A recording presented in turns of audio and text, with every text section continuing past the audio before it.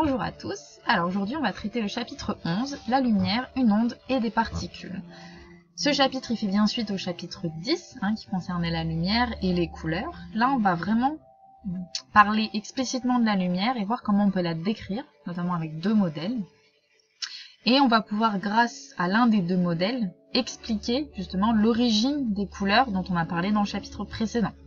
Donc ces deux modèles sont le modèle de la lumière comme étant une onde électromagnétique et le modèle de la lumière comme étant constitué de particules.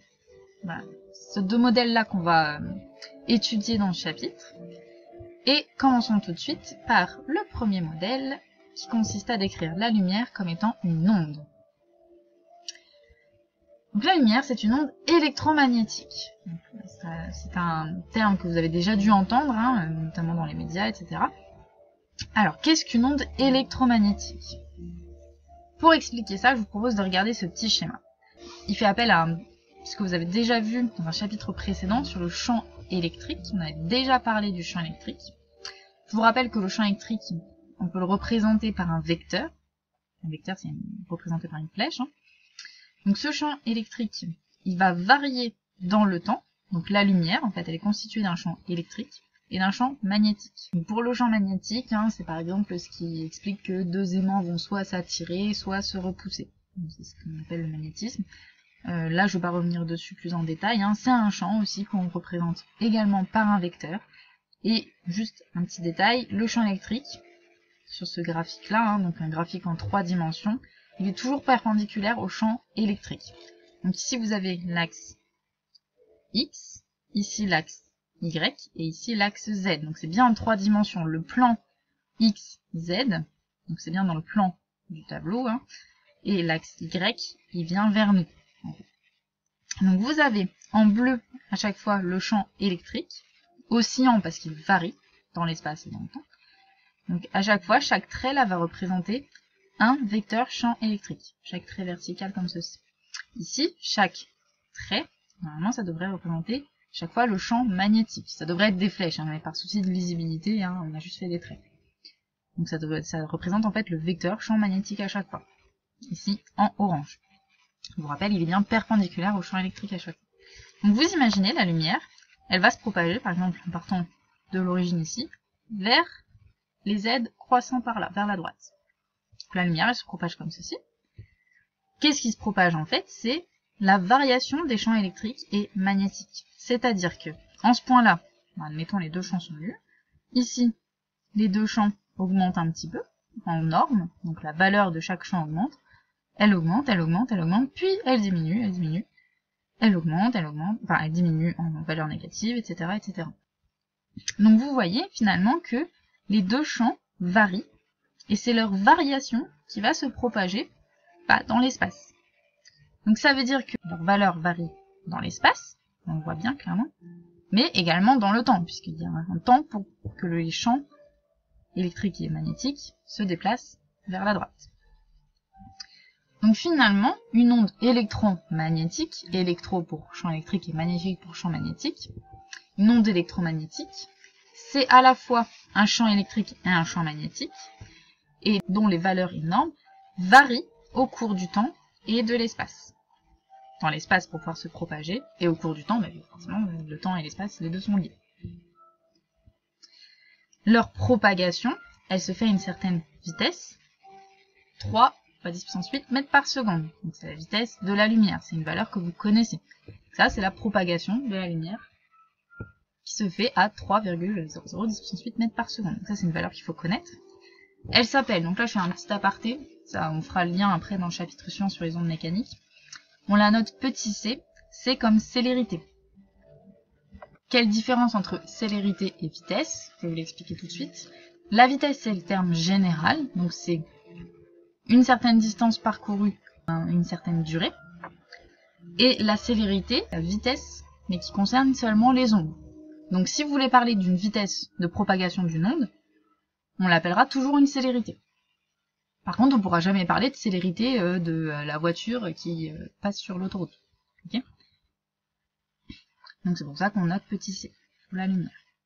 Dans le chapitre suivant, quand on verra le chapitre sur les ondes mécaniques, on parlera aussi de célérité des ondes mécaniques.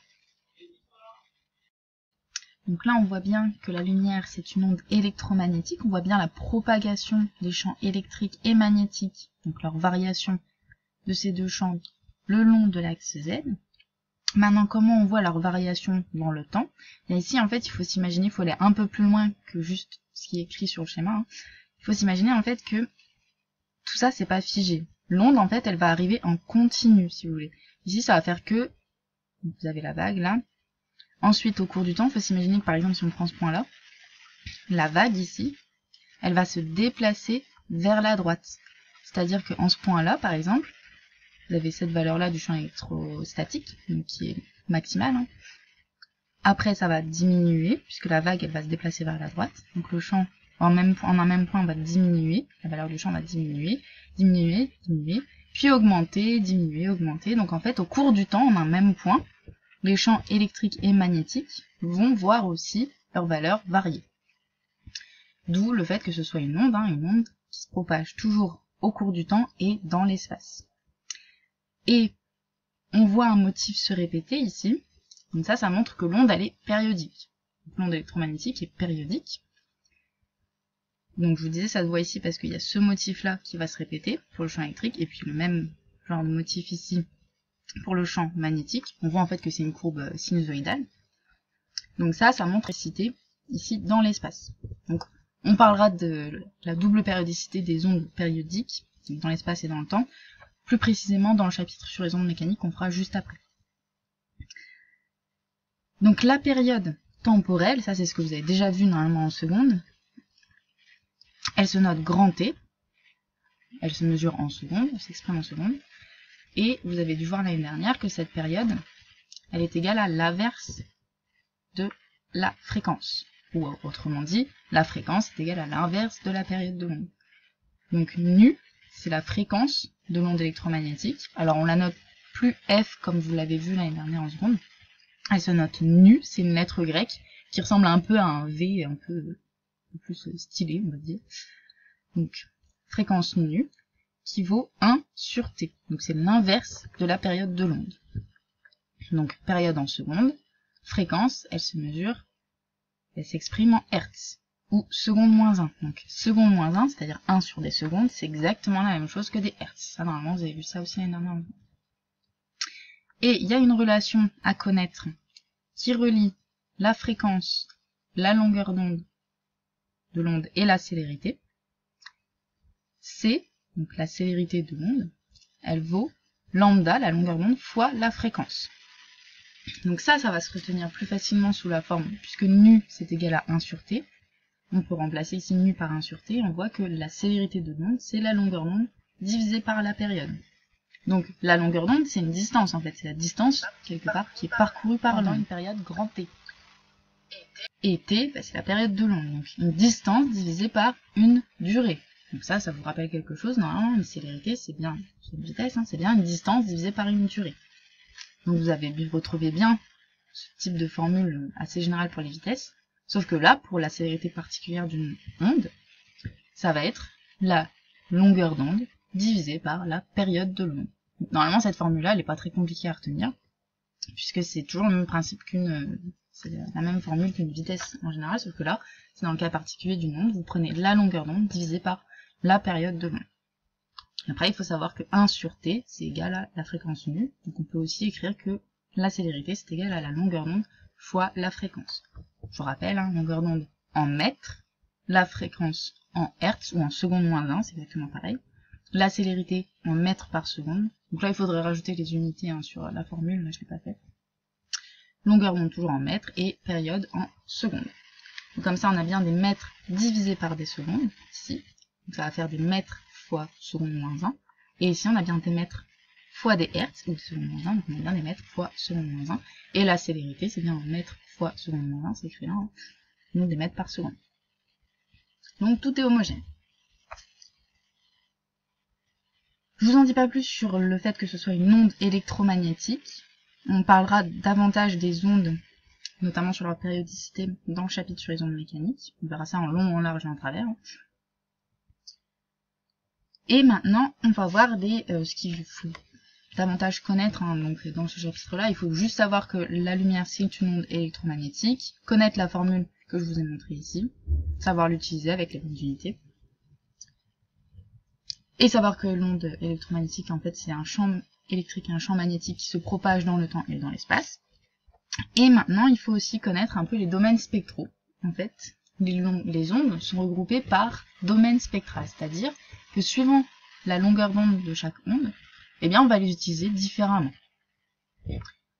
Donc, ici, vous avez un petit schéma, un petit graphique qui récapitule un peu tous les domaines spectraux. Et dans la diapo suivante, je vous ai donné en fait des différentes utilisations de chaque domaine spectral des longueurs d'onde, domaine spectral des ondes électromagnétiques. Ici, une précision importante. Vers la gauche, la longueur d'onde augmente. Donc là, la flèche, elle est mal représentée, en fait, c'est une petite erreur sur le schéma. Ici, la flèche, elle ne devrait pas être vers la droite, elle devrait être bien vers la gauche, puisqu'on remarque que 10 puissance 3, c'est bien plus grand que 10 puissance 1, qui est plus grand que 10 puissance 1, etc. Donc la longueur d'onde, elle augmente, donc c'est en mètres, hein, elle augmente vers la gauche. Donc ici, vous avez des longueurs d'onde qui augmentent vers la gauche, et en dessous, vous avez la correspondance en fréquence, qui augmente cette fois-ci vers la droite. Si on regarde, on regarde. Si on reprend cette relation-là, qui relie la célérité, la longueur d'onde et la fréquence, on remarque, en fait, en divisant par nu à droite et à gauche de l'égalité, que lambda, c'est égal à C sur nu. C'est divisé par nu. Donc, quand lambda augmente, C sur nu augmente. Donc, nu, forcément, doit diminuer. Pour que C sur nu augmente, il faut diviser par un nombre plus petit, donc par un nu plus petit, et du coup, il faut forcément que nu diminue. C, lambda et nu sont inversement proportionnels. Quand lambda augmente, nu diminue, et quand nu augmente, on a C divisé par nu qui devient plus petit, puisqu'on divise C par un nombre plus grand, si nu augmente. Donc on a lambda qui diminue. Quand nu augmente, lambda diminue. C'est pourquoi, si on regarde sur le graphique, quand lambda augmente vers la gauche ici, et bien nu, on regarde, diminue. On passe de 10 puissance 8 à 10 puissance 6, etc. Hertz. Donc là, je vous parle de cette échelle-là parce qu'il faudra bien faire attention, bien positionner les deux échelles. C'est ce que j'ai précisé ici. Ensuite, là, vous avez différents domaines, suivant par exemple la longueur d'onde, hein, les ondes radio, les micro-ondes, infrarouge, ultraviolets, donc bien sûr la lumière visible qui représente une toute petite partie du domaine des longueurs d'onde, rayons X et rayons gamma. Ensuite, pour savoir à quoi correspondent chacun des domaines, je vous invite à lire la petite description que j'ai donnée ici, donc c'est-à-dire les utilisations des différents domaines spectraux. Je ne vais pas en parler ici, puisque de toute façon c'est plus de l'information, de la culture. Il faudra quand même savoir pour chaque domaine l'ordre de grandeur des longueurs d'onde qui correspondent. Bon, le visible, normalement, vous connaissez, hein, c'est de l'ordre de la centaine de nanomètres. Et il faudra savoir aussi donner une ou deux utilisations de chaque domaine. Pour ça, donc, je vous invite à lire ça chez vous et regarder la petite vidéo ici, dont je vous ai donné le lien. C'est une petite vidéo qui parle de justement le caractère ondulatoire de la lumière, donc l'aspect ondulatoire de la lumière, le fait que ce soit un champ électromagnétique qui se propage, et qui va vous parler aussi un petit peu des domaines spectraux ici. Donc ça va un petit peu plus loin, donc je vous laisserai regarder la vidéo.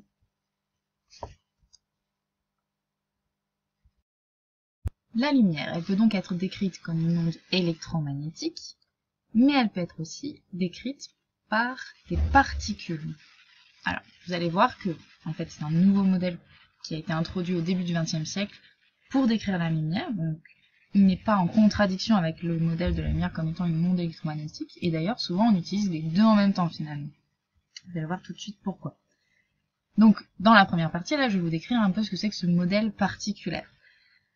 En fait, c'est Planck, en 1900, il a proposé de quantifier l'énergie de l'onde électromagnétique, puisque vous savez qu'une onde, quelle qu'elle soit, transporte toujours de l'énergie.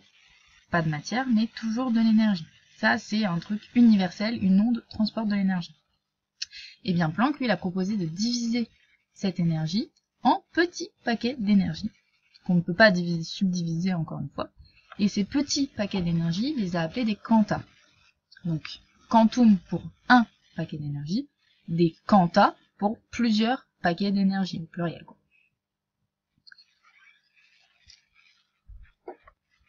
Donc ces quantas d'énergie, on les a associés à une particule qu'on a appelée le photon.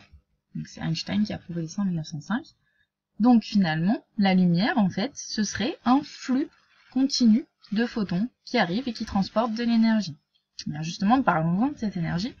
Un photon, il va posséder une certaine énergie, qu'on note E, un 10 photons par exemple. Une énergie, elle s'exprime toujours en joules. De façon très générale, on l'exprime en joules, donc ça c'est l'unité qu'on utilise dans les formules, le joule. Vous verrez qu'on utilisera aussi une autre unité pour exprimer cette énergie. Et l'énergie du photon, elle s'exprime de cette façon-là. Donc ça, ce sera une formule à connaître également. L'énergie du photon, elle est égale à une constante, qu'on note H, multipliée par nu la fréquence. Mais la fréquence de quoi? Eh bien c'est la fréquence de l'onde électromagnétique qui est constituée de ces photons qui forment un flux continu. Donc c'est là que vous voyez qu'en fait, ces deux modèles particulaires et d'ondes ondulatoires ne sont pas contradictoires, puisque l'énergie du photon, finalement, c'est égal à une constante fois la fréquence de l'onde électromagnétique. Donc ça veut dire que si vous avez une certaine lumière, une onde électromagnétique, avec une certaine fréquence nue, eh bien vous pourrez dire que cette onde électromagnétique, cette lumière-là, eh bien elle est constituée d'un flux continu de photons. Donc je vous disais, l'énergie du photon, elle s'exprime en joules. H, je vous ai dit que c'était une constante, c'est ce qu'on appelle la constante de Planck, et sa valeur, bien sûr, elle est constante, et elle vaut 6,63 fois 10 puissance moins 34 joules fois seconde. Cette valeur-là, il ne faut pas la connaître, bien entendu, elle sera toujours donnée dans les exercices et les devoirs. Donc, joule fois seconde, par contre, c'est bien de connaître son unité quand même si bon, elle vous sera donnée à chaque fois. C'est une constante, elle est universelle, donc elle a toujours la même valeur. Nu, je vous disais, c'est donc la fréquence de l'onde qui s'exprime, je vous rappelle, en seconde moins 1 ou hertz. Seconde moins 1, hertz, exactement pareil. Donc on vérifie, on a H qui est en joules fois seconde, qu'on multiplie par nu, une fréquence en seconde moins 1. Seconde moins 1, c'est des 1 sur seconde. Donc on va avoir des joules fois seconde, multiplié par des 1 sur seconde. Donc joules fois seconde divisé par des secondes, ça nous donne juste des joules. Et on a bien une énergie qui s'exprime en joules. Donc tout est cohérent, c'est bien homogène. Ça veut dire que le nombre de gauche, là, a bien la même unité que le nombre de droite, là. Ça, c'est toujours c'est une obligation dans les formules en physique et enfin, dans n'importe quelle formule. Petite précision sur ce que c'est que ce photon. Alors, les photons, donc, sont des particules qui n'ont pas de masse, donc leur masse est nulle, et ils n'ont pas de charge non plus, leur charge électrique est nulle. Et ils se déplacent dans le vide, ils peuvent se déplacer aussi bien sûr dans n'importe quel milieu, hein, mais dans le vide, quand ils se déplacent dans le vide, eh bien ils se déplacent à la vitesse de la lumière. C'est la vitesse petit c, la célérité de l'onde électromagnétique, qui vaut 3,00 fois 10 puissance 8 mètres par seconde. Donc cette valeur-là, c'est la valeur de la vitesse de la lumière dans le vide. Une remarque très importante, ici. Si on regarde la formule là, on voit que quand la fréquence de l'onde augmente, puisqu'elle est proportionnelle à l'énergie du photon, l'énergie du photon augmente aussi. Et inversement, quand la fréquence diminue, l'énergie du photon diminue. Donc ça veut dire que si on revient sur notre petit diagramme précédent, on voit que quand la fréquence ici augmente, l'énergie du photon, donc l'énergie finalement du rayonnement électromagnétique, augmente aussi. Ce qui veut dire que, par conséquence, les rayons gamma, ce sont les rayons électromagnétiques qui ont la plus grande énergie. Et donc finalement, c'est aussi, de surcroît, les plus dangereux en fait pour nous, pour la santé de l'homme. Ça, c'est vraiment très important à retenir, ces histoires de variation là. Quand la fréquence augmente, l'énergie du rayonnement électromagnétique augmente, et à l'inverse, la longueur d'onde de ce rayonnement diminue. Ça, je vous conseille vraiment de retenir ça, c'est très important, à s'en servir dans les exercices. On passe à ce qui nous intéresse finalement, dans ce chapitre, en fait, c'est une des finalités du chapitre, c'est d'utiliser ce modèle de particules de la lumière pour comprendre l'interaction entre la lumière et la matière, et donc comprendre finalement la couleur en fait des objets et les solutions, etc. Pour ça, on a besoin déjà de revenir sur la matière en elle-même. Puisque on vient de voir que la lumière, finalement, elle transportait des quantas d'énergie, donc des petits paquets d'énergie, représentés par des photons, eh bien on va voir que cette énergie, elle peut être transmise à la matière. Pour pouvoir comprendre comment elle est transmise à la matière, eh bien il faut comprendre comment la matière s'organise au niveau de sa propre énergie, comment ces niveaux d'énergie sont organisés les uns par rapport aux autres.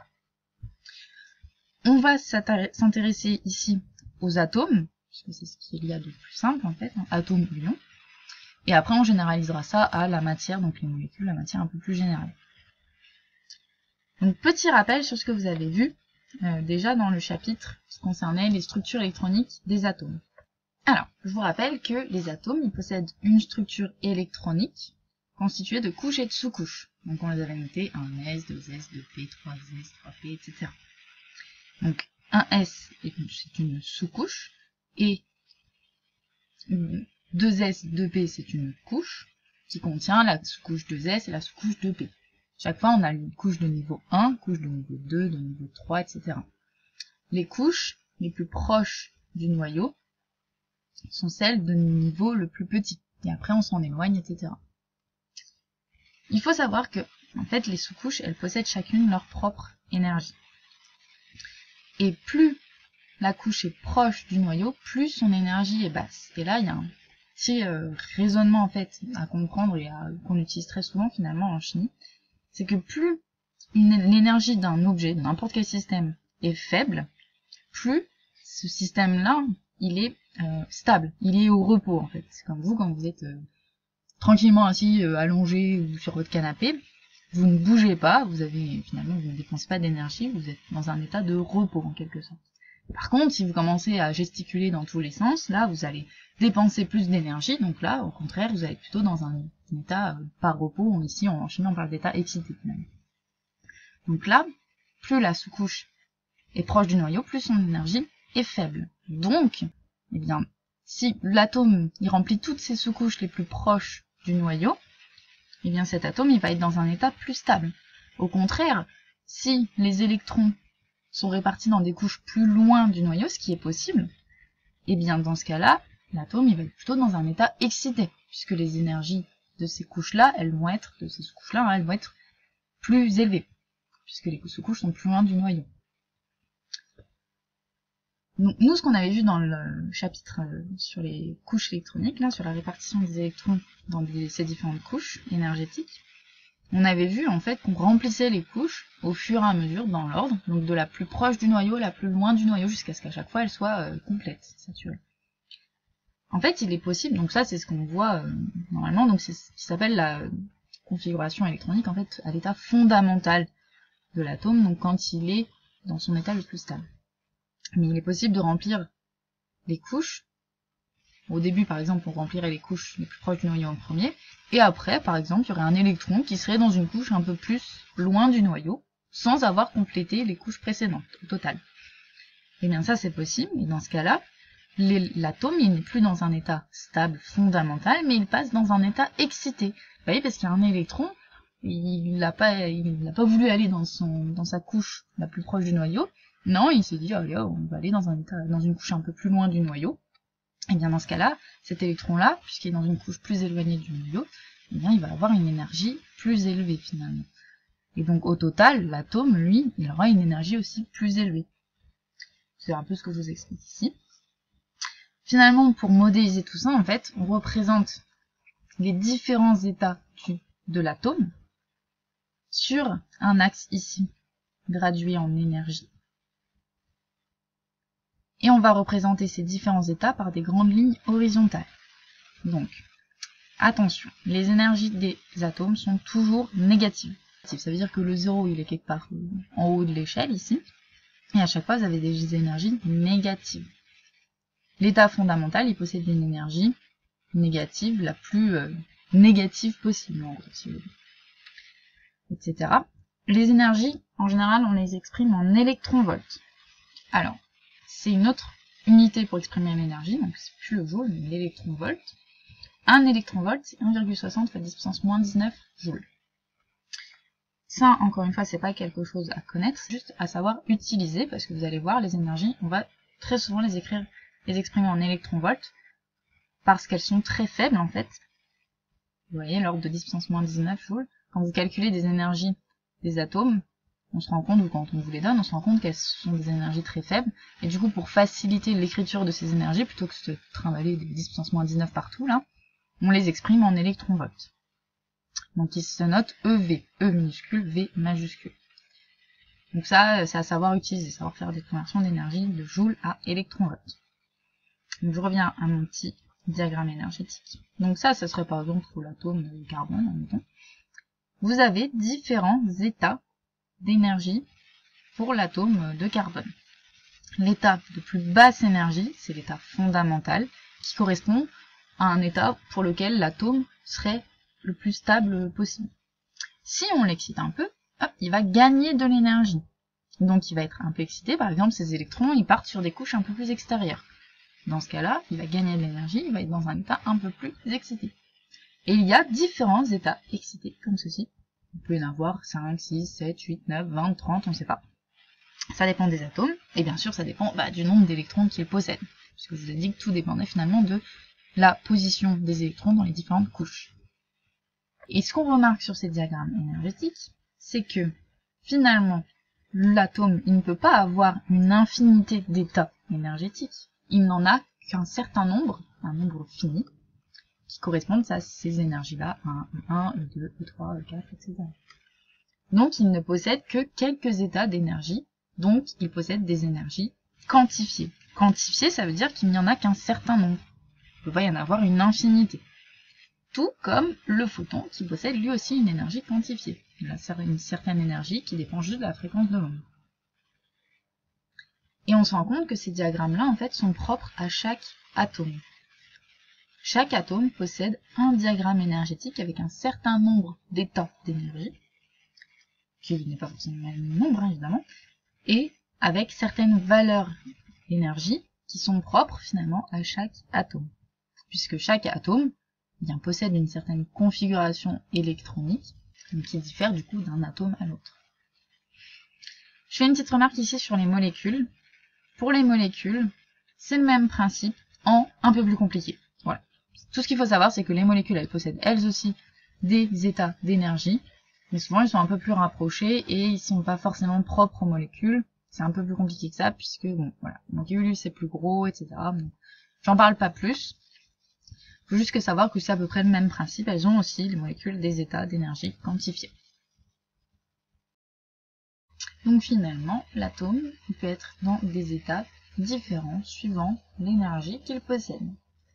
Eh bien, puisque l'atome possède une certaine énergie et qui peut changer, passer d'un état à un autre, et que les photons possèdent eux aussi des énergies, bien vous dites bien qu'il va peut-être y avoir un petit échange d'énergie entre les deux.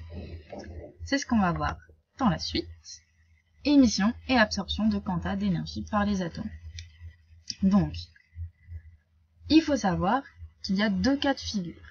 Soit l'atome est dans un état excité, donc il a une énergie plus élevée que l'énergie de l'état fondamental. Dans ce cas, il peut, et il va même chercher, à retrouver un état fondamental, un état plus stable. Puisque l'atome est dans un état excité, il va chercher spontanément en fait à retourner dans un état plus bas en énergie, plus stable. Pas forcément l'état de plus basse énergie, l'état fondamental, mais un état un peu plus faible en énergie au moins. Et quand il va faire cela, c'est tout à fait possible, il va forcément perdre de l'énergie, puisqu'il va passer d'un état d'énergie plus élevé à un état d'énergie plus basse. Donc forcément, il va perdre de l'énergie. Pour avoir une énergie plus basse, il est obligé d'en perdre. Puisqu'il y a conservation de l'énergie au total. Ça, c'est un principe universel. L'énergie se conserve tout le temps et elle ne disparaît jamais. Donc l'énergie qu'il a perdue, elle ne disparaît pas dans la nature, elle va se transformer en une onde électromagnétique et donc en photon. Et ce photon, qui va être émis lorsque l'atome va se désexciter en quelque sorte, ce photon-là, il va avoir exactement la même énergie que l'énergie qui a été perdue par l'atome. Forcément, par conservation de l'énergie, puisque l'énergie ne disparaît pas. Donc cette énergie-là du photon, finalement, elle va correspondre à une certaine fréquence, donc à une onde qui aura une certaine longueur d'onde et une certaine fréquence, qui correspondra à cette énergie-là. Je vous rappelle, l'énergie du photon, c'est égal à h fois nu, la fréquence. Et pour formaliser cela d'un point de vue un peu plus mathématique, ce qu'il faut faire, vous calculez finalement donc la différence d'énergie de l'atome, c'est-à-dire delta, je vous rappelle, c'est le symbole de la différence. En général, quand on écrit delta, en physique ou en chimie, c'est un peu toujours pareil, c'est toujours bidule à la fin, moins bidule à l'arrivée. Le delta, c'est toujours final moins initial, en gros. C'est toujours comme ça. Que ce soit pour un delta t, une durée, on écrit toujours l'instant final moins l'instant initial, etc. Donc retenez ce principe-là, delta égale final moins initial.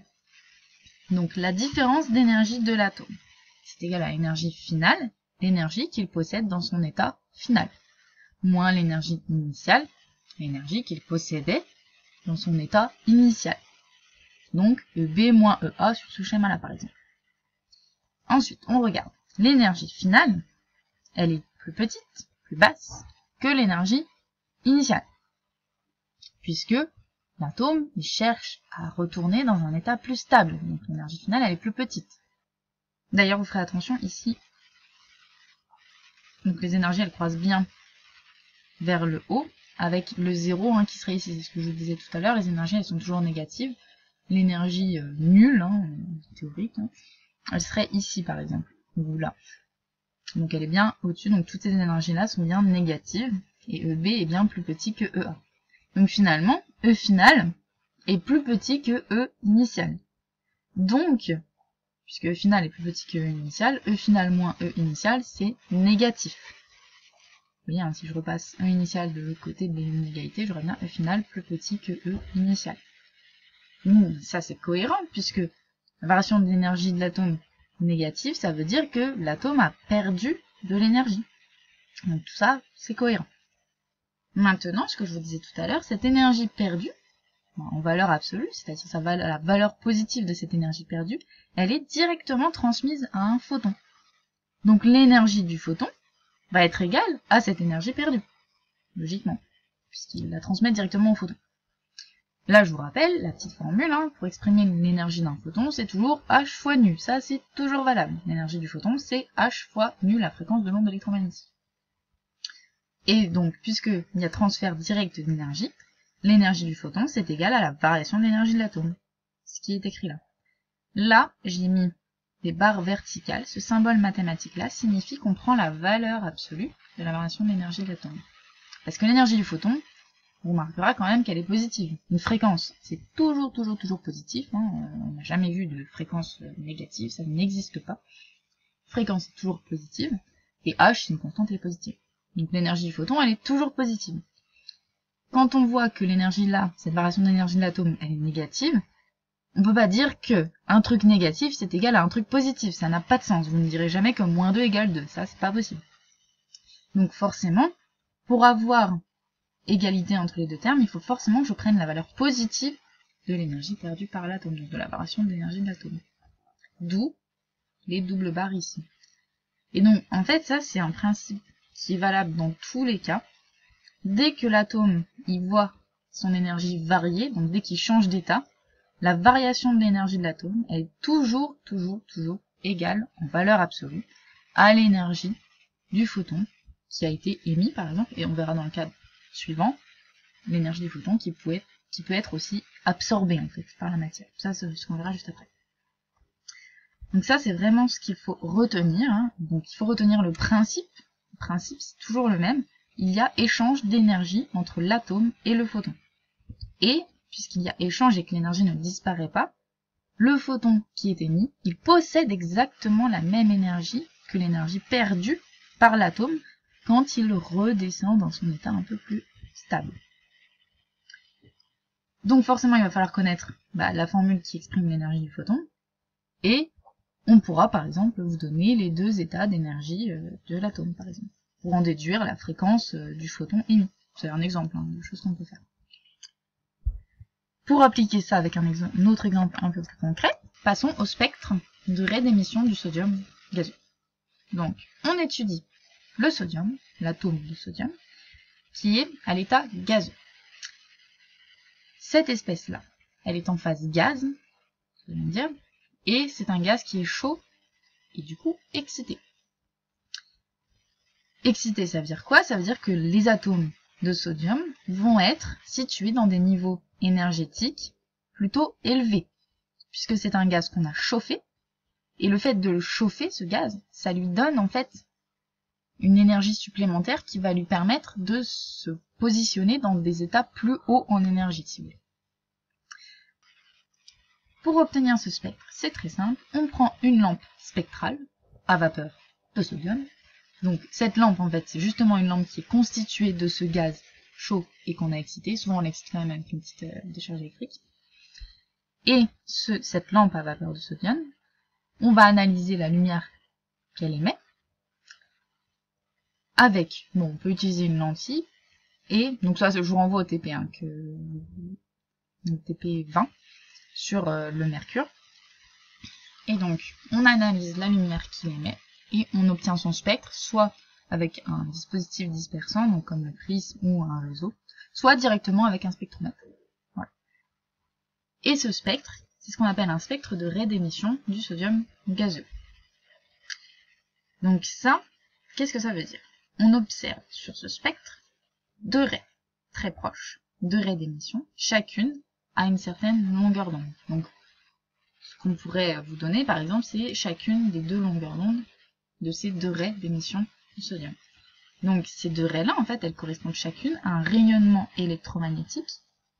Le premier rayonnement possède une longueur d'onde de 589 nanomètres et le deuxième rayonnement possède une longueur d'onde de 589,6 nanomètres.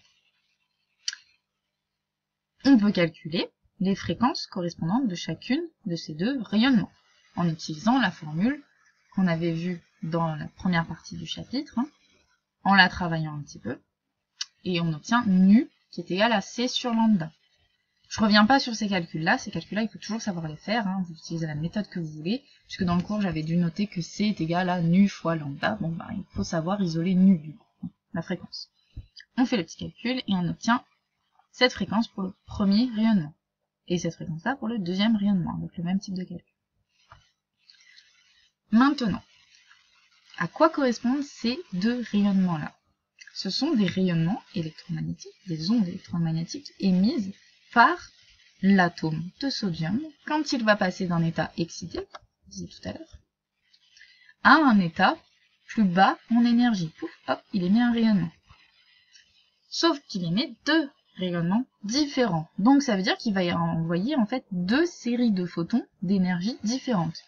C'est comme si par exemple vous aviez ici un premier photon, une première série de photons envoyés quand l'atome passe de l'état A à l'état B. Et pour certains, donc par exemple, hein, si certains atomes passent de l'état A à un autre état C, par exemple plus bas en énergie encore, puisque l'énergie émise ici par l'atome est différente de la première, il va émettre un autre rayonnement, donc l'atome, quand il va changer d'état, va émettre un autre rayonnement avec une autre énergie, donc une autre fréquence. Donc on calcule la variation de l'énergie, la première variation d'énergie, quand l'atome passe d'un état A à un état B, c'est H fois μ1. Ok, c'est ce que je vous disais tout à l'heure. En valeur absolue, l'énergie perdue par l'atome quand il est passé d'un état A à un état B, c'est égal directement à l'énergie possédée par le photon dont le rayonnement a la fréquence μ1. Donc on fait le petit calcul et on obtient 2, alors après conversion, hein, 2,110 électronvolts pour la variation de l'énergie. Donc ça veut dire que entre EB et EA, l'énergie à l'état B et l'énergie à l'état A, il y a 2,110 électronvolts. Donc ici, j'ai 2,110 électronvolts. Par ailleurs, pour l'autre rayonnement, d'une autre fréquence, là, la fréquence μ2, on calcule et on obtient 2,108 électronvolts. Donc, ça veut dire qu'entre l'énergie de l'état A et l'énergie de l'état C, ici, donc l'état C qui serait situé juste au-dessus de l'état B, là, il y a une énergie de 2,108 électronvolts. Et ça veut dire que de proche en proche, finalement, on pourrait, comme ça, reconstruire pour chaque atome, avec leur spectre de ray d'émission, leur diagramme énergétique. Si on connaît, par exemple, le niveau d'énergie de l'état A, l'état excité, admettons, hein, qu'on a réussi à le calculer ou à le trouver expérimentalement, eh bien, on pourra positionner par rapport à ce niveau d'énergie de l'état A, les niveaux d'énergie plus bas, ici, donc EB et EC qui seraient juste au-dessus, grâce à l'étude du spectre de ray d'émission. Et en exercice, on vous précisera toujours, on vous donnera une information supplémentaire pour savoir si l'atome était par exemple dans un seul et même état excité, le A, ou alors s'il occupait plusieurs états excités et qu'il revenait, que tous les atomes revenaient au même état, par exemple l'état fondamental. Voilà. Donc on vous donnera toujours une information supplémentaire pour pouvoir en déduire le diagramme énergétique par exemple. Deuxième situation, le cas où l'atome est dans un état plutôt bas en énergie, il va recevoir un rayonnement électromagnétique, donc de l'énergie apportée par des photons, et il va passer dans un état plus élevé en énergie. Même principe que précédemment, l'atome passe d'un état d'une énergie EA à un état avec une énergie EB, donc il va gagner de l'énergie. Ce gain d'énergie, on le note delta E atome, variation d'énergie de l'atome. Ça, c'est toujours la même chose. Cette variation, c'est toujours la même chose, hein, comme précédemment. C'est l'énergie finale moins l'énergie initiale. Delta finale moins initiale, toujours pareil. Sauf que cette fois-ci, cette variation d'énergie, eh bien, elle est positive, puisque l'atome gagne de l'énergie qui lui a été apportée par un photon. Donc, il va passer d'un état de plus basse énergie à un état de plus haute énergie. Donc E final, EB, est plus grand que E initial, EA. Vous le voyez bien ici sur le schéma. EB est plus grand que EA. Donc E final plus grand que E initial, donc E final moins E initial, c'est positif. Comme tout à l'heure, même principe, la variation d'énergie de l'atome est exactement égale à l'énergie du photon qui est arrivé sur cet atome. Concrètement, qu'est-ce qui se passe? En fait, vous avez de la lumière, un certain rayonnement électromagnétique, admettons qu'il ne possède qu'une seule longueur d'onde, qu'une seule fréquence, qui arrive sur un ensemble d'atomes. Cette lumière va être absorbée. Ça, c'est un terme qui doit vous dire quelque chose. Hein. C'est exactement la même chose que l'absorbance de la lumière par les solutions colorées qu'on a vues dans un chapitre de chimie au début de l'année. Donc cette lumière est absorbée par la matière, donc par le photon, dans le sens où l'atome absorbe l'énergie du photon pour passer d'un état d'une énergie plus basse à un état avec une énergie plus haute. Donc la variation d'énergie de l'atome, toujours la même chose, la variation d'énergie de l'atome est égale exactement à l'énergie du photon qui est arrivé sur cet atome. Cette fois-ci, puisque la variation d'énergie de l'atome est positive, on a directement l'égalité sans avoir besoin de passer par la valeur absolue. Mais si vous voulez, vous pourrez tenir une seule et même formule, surtout en retenant le sens de cette formule-là, celle qu'on a vue avant, avec les valeurs absolues. Variation d'énergie d'atome, qui est donc finalement initiale, qui est égale à l'énergie du photon, soit absorbé, soit émis. Ici, il était émis, et là, il est absorbé. Ça, c'est le principe général. En fait, il faut vraiment comprendre le principe général. Soit l'atome passe d'un état bas en énergie à un état plus haut en énergie. Et pour ça, en fait, pour qu'il puisse gagner de l'énergie, forcément, il faut qu'on lui en apporte. Parce qu'il ne va pas inventer de l'énergie, ça c'est pas possible. Donc pour qu'il puisse gagner de l'énergie, eh bien il faut qu'on lui apporte un photon avec une certaine énergie. Mais cette énergie-là, elle est bien particulière, elle a une certaine valeur, puisque le photon il a une certaine fréquence en fait, donc une certaine énergie. Et bien cette énergie-là, elle va être directement transmise à l'atome pour qu'il puisse passer à un état plus haut en énergie. Ou alors, cas inverse, l'atome il est dans un état assez élevé en énergie, en fait il a trop d'énergie si vous voulez, et bien puisqu'il a trop d'énergie, il va chercher à s'en débarrasser, et il se débarrasse d'une certaine partie de son énergie en émettant un photon et en redescendant à un état plus bas en énergie. Et donc ça, dans les deux cas, cette formule-là, elle est toujours valable. Petit exemple pour illustrer l'absorption d'énergie, l'absorption d'un photon par un atome. Cette fois-ci, petit cas expérimental, ça va ressembler un peu à ce qu'on a vu précédemment, donc on étudie toujours le sodium gazeux, mais cette fois-ci le sodium, il est froid, donc le sodium gazeux, il est à l'état fondamental, a priori, il est dans un état fondamental, ou du moins dans un état très bas en énergie en tout cas, il est plutôt stable, il est froid, et cette fois-ci ce qu'on va faire, c'est qu'on va lui faire passer de la lumière blanche, on va faire passer la lumière blanche à travers ce sodium gazeux. Qu'est-ce qui va se passer? On observe sur le spectre de raies d'absorption du sodium, donc il n'y a pas toutes les couleurs, hein, c'est pas le spectre complet, on a juste ciblé là où il y avait les deux raies. Donc on observe justement ces deux raies d'absorption. Vous avez la totalité, normalement, de toutes les radiations lumineuses correspondantes à la lumière blanche, puisque c'est ce qu'on a envoyé sur le sodium, moins de longueur d'onde. Quand vous voyez du noir sur le spectre, sur n'importe quel spectre, quand vous voyez du noir, ça veut dire qu'il y a une absence de couleur. C'est comme ce qu'on a vu dans le chapitre précédent, hein, quand il y avait du noir, ça veut dire aucune couleur. Pas de lumière en fait. Ça veut dire que la longueur d'onde lambda 1 et la longueur d'onde lambda 2, ces deux longueurs d'onde là, elles apparaissent en noir sur le spectre, donc ce sont des rayonnements, deux rayonnements, qui ont disparu, en gros, après avoir traversé le sodium gazeux.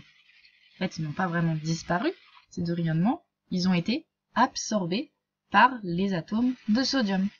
Ces atomes de sodium qui étaient dans un état assez bas en énergie, en fait, ils ont absorbé un premier rayonnement de longueur d'onde lambda 1 et donc de fréquence nu1 pour passer à un état excité. Et ils ont absorbé aussi l'autre rayonnement de longueur d'onde lambda 2 avec une fréquence nu2 pour passer dans un autre état excité un peu plus élevé en énergie. Donc c'est ça que, en fait, grâce à cette théorie-là, justement des quantas, là, et donc des photons, on peut expliquer tout ça.